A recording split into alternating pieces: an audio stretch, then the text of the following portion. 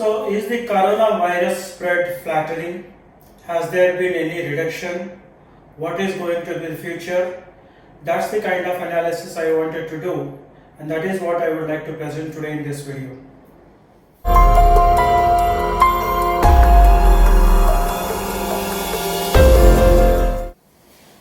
So, for this purpose, I looked at the data that is available for 200 plus countries, 13,000 plus cases on coronavirus, the wealth of the country, the poverty situation of the country, and try to do some analysis out of that. We are going to look at the most affected countries. What are the current trends in the new cases? How is the situation with respect to India, a very populous country in the world? The trend of deaths as against the number of new confirmed cases. Is wealth playing any kind of relationship? And we'll try to look at some potential conclusions, and I have some startling observation that I have come up at the end of my study. That's what we will see today. As we all know, US has been highest in terms of the number of cases at 8,25,000. It is actually looking very high at one third of the world's population on the new cases, followed by Spain, UK, Germany, and so on. And if you remove the larger countries who have been impacted majorly, the rest of the world is standing at 28%. It's a similar situation with respect to deaths as well. 27% US, 21% rest of the world if you remove the larger countries. And India, despite the population being high, is actually less than 1% with respect to either the number of deaths or the overall number of cases. If you look at the trends of the new cases, this is not a cumulative cases. It's about the individual cases that are coming up every day. For the world, it has been growing at a very high rate. I tried to look at 8 weeks of data, and within these 8 weeks, within the last 4 weeks, if you see, there has been a substantial increase, but during these 4 weeks, it has been relatively stable between 68,000 to about 90,000.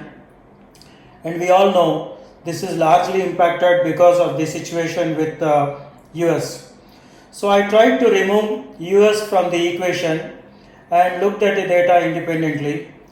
Then you see that the rest of the world is galloping still, and the larger countries excluding US are somewhat stable. So then I thought, let me look at India and compare it with the rest of the world. You will see that the line for India is quite flat, although there has been an increase during the last 4 weeks. In fact, the rate of increase for India is about 1/12 as compared to the rest of the world. Situation is very similar with respect to deaths due to virus as well. I tried to look at the top 20 countries with the highest mortality and try to see if there is any kind of relationship between the percentage of deaths and the number of deaths. You will see that in countries like US, the number of deaths is substantially high, but the percentage of deaths is relatively low at about the 6%, whereas for India it is at 3%. But this is not true for all the countries. If you see the case of France, for example, which is substantially lower in number of deaths, but the percentage of deaths is high. Then I tried to see if there is any kind of relationship between the wealth as represented by the GDP of the country and also the poverty line. Why poverty line? Because there could be some countries like India where the economy is quite strong at $11.3 trillion.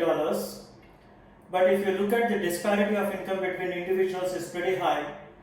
That's why the poverty line for India is substantially high. And therefore I thought I should look at the poverty line, see if there is any kind of relationship between the poverty or the gross domestic product of the country vis-a-vis the number of cases who are being impacted. What I see is there is no relationship between these. The statistical correlation between GDP and the number of cases, or the poverty in a country and the number of cases, is pretty low. If the values are represented as -1 or +1, they refer to a relationship which is inversely proportional or directly proportional. But as you can see in this case, it is pretty close to 0. That means there is hardly any relationship between the cases in a country and the wealth of the country, even if you look at the number of poor people in that country. And there are a few examples if you can randomly see.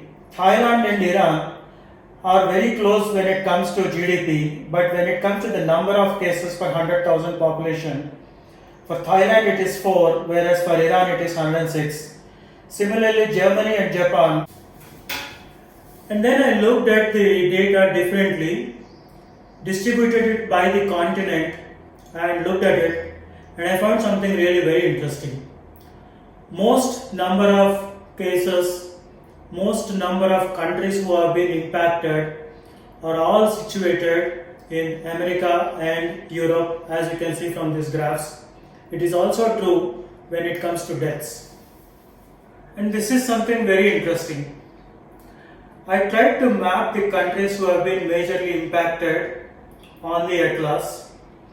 If you see the circles on this map, you will see countries like US, Russia, China, Iran, Spain, UK, Germany, France. All the countries who have been majorly impacted are appearing above the 30 degrees north latitude on the Earth's hemisphere.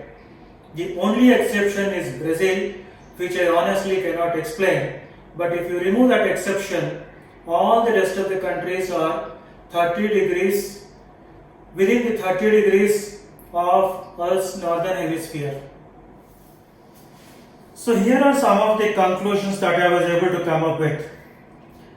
There has not been any decrease in the number of new cases worldwide.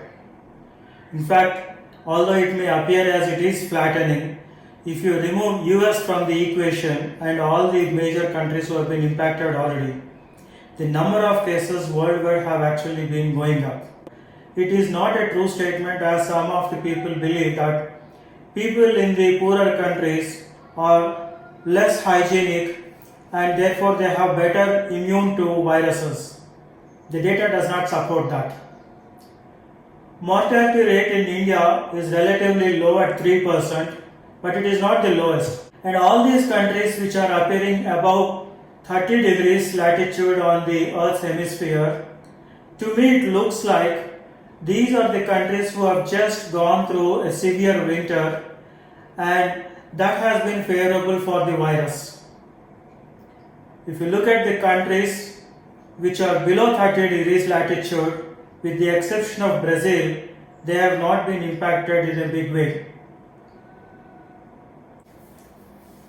So what I actually suspect is, at the end of all this analysis, I think the countries who are on the southern side of the northern hemisphere, they will have the winter by the end of the year, and it is quite likely that many of these countries will have a virus spread much severe than what we are currently seeing. It is quite possible, as some of the astrologers in India and elsewhere in the world have predicted, by the end of 2020, let's say November, December 2020 and January of 2021, when these countries also will go through colder temperatures due to winter, maybe we will have a second wave of the virus, and this spread could be much worse than currently it is. Countries like India, where the population is pretty high, the density of population is pretty high, will need to embrace the situation well in advance and ensure that the spread is contained.